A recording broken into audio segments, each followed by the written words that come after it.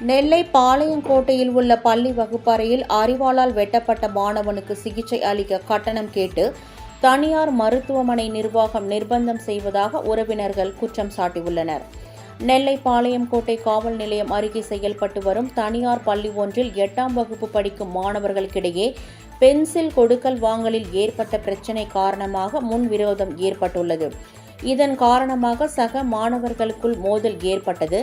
அப்போது புத்தக பையிலிருந்து அரிவாளை எடுத்த மாணவர் ஒருவர் சக மாணவர் ஒருவரை வெட்டியுள்ளார். இதனை தடுக்க வந்த ஆசிரியை ஒருவருக்கும் காயம் ஏற்பட்டது.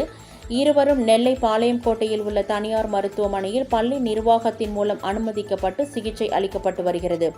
இந்த சூழலில் மாணவனை சந்திக்க அரசு அதிகாரிகள் யாரும் வரவில்லை என்றும் சிகிச்சைக்கான கட்டணத்தை கேட்டு தனியார் மருத்துவமனை நிர்வாகம் நிர்பந்திப்பதாகவும் கூறப்படுகிறது.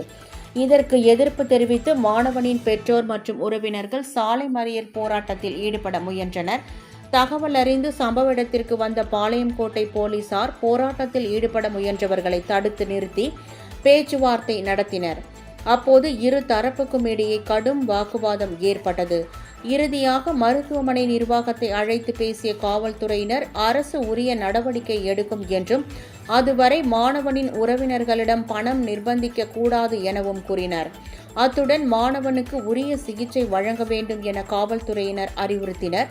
இருப்பினும் மருத்துவமனை முன்பு மாணவனின் உறவினர்கள் குவிந்து வருவதால் அங்கு காவல்துறையினர் குவிக்கப்பட்டுள்ளனர்.